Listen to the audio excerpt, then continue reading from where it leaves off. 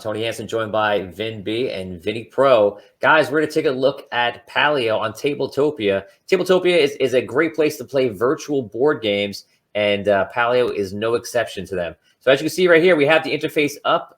It feels to me very much like you're, like I say this in the other ones too, it just feels like you're sitting with your friends playing. It doesn't matter if they're in another country, another state, just too far away to get together. It's a great platform to get together with friends. And as you notice on the bottom right-hand corner, you can see that we actually have a video interface as well. The cool thing is that only one person needs to have that video interface, and they can share it with the rest.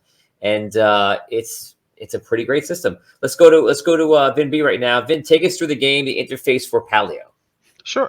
So this is going to be one of the cases where I'm going to call out one thing right from the start. Obviously, I've said it from the to the end of time. It's great that we don't have to set up the game. One of the awesome things about Tabletopia is in every page that they have for each of their games, they have a description. They also have a full set of rules. Paleo also has a specific one that they made a couple of changes to the layout of the game for the digital version. Nice. Obviously, we noticed the basic ones, your cemetery over here is in a 3D piece. That's fine. It doesn't need to be for the spaces that we're on, for the space that we're working with, and it looks and works great here.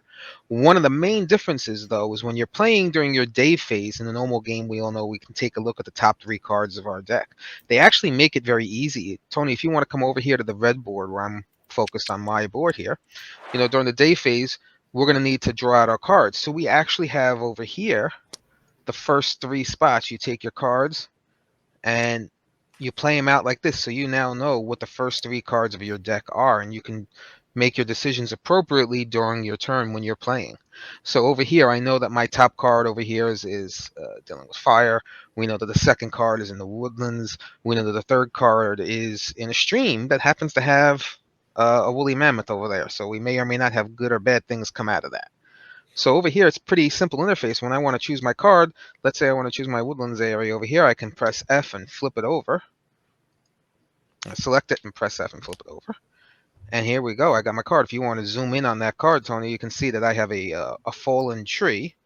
And you can see the options right over here. We all know, again, that we need our people, what our skills are that we have available. So we have the first option here where we can go in and select, draw 2 cards, use a skill, and discard a card there to get some wood. And that's pretty much, that's what you need to know how to play. Because over here, all the other options, again, you draw the deck with the people, from the people from the deck to add to your group. Up over here, just above my game board. And you have your various resources that you can drag and drop. And above there, you have all the tokens and everything for your ideas. Right now, we have our tent out because we're playing modules A and B. And we have the ability to make... we have our missions for bountiful prey in a new world over to the side for the night. So everything's all set up, ready to go. And hopefully we survive and don't die. So would you say that the playing on the on here virtually is pretty much a lot easier than it is when you're with the changes that they've made? Yeah, I mean, actually having the cards out is much easier during you're not constantly shifting and putting the cards back. It's very easy for everybody to see because, again, in Paleo, it's a cooperative game, so we all want to work together, so we can all help each other make decisions, see everything laid out, rather than having to look at everybody's space across a board. It's pretty easy, pretty standard. And as Vin notes, that the cards all go like a magnet into their proper spots, so it makes it easy to organize. Right.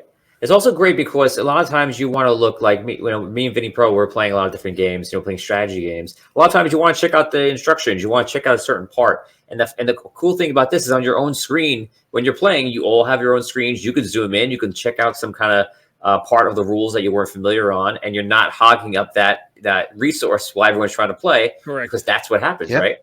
And a lot of the games also have specific, like you can see over here to the left of the people group, where my mouse cursor is, they have a lot of shortcut information put into the game. But like you said, you can download a full PDF, full color PDF. It's literally the PDF for the rules that you get in the print copy of the game. So you have your own copy of the rules. You can look that up and reference everything right away. The other thing I like too about this too is like when you hover over like stacks of cards, it'll tell you how many cards are left over in the piles. Like just hover, so it says 8, 16, you got 20. If you got individual chips, I'll tell you how many individual chips are left. So if you're playing different types of games where like the chip pieces are important to like resources or something like that, you know what's there, and you don't have to try. Yeah. It'll help you make your decisions a lot faster. Yeah, it might help weaker players because if some of the stronger players in games will actually know how many cards are there, at least the weaker players can look over and say, okay, it's something I wouldn't have been counting if I was sitting around a table. So, right. Very cool. Okay, guys, that does it for us. Paleo is just one of the many games that you could find right on Tabletopia at tabletopia.com. So check them out there and check out all the amazing games they have there. Once again, they have the video feature in there, the audio feature, and it's pretty intuitive. So for Audio Dungeon, I'm Tony Hansen, and guys, we'll see you next time.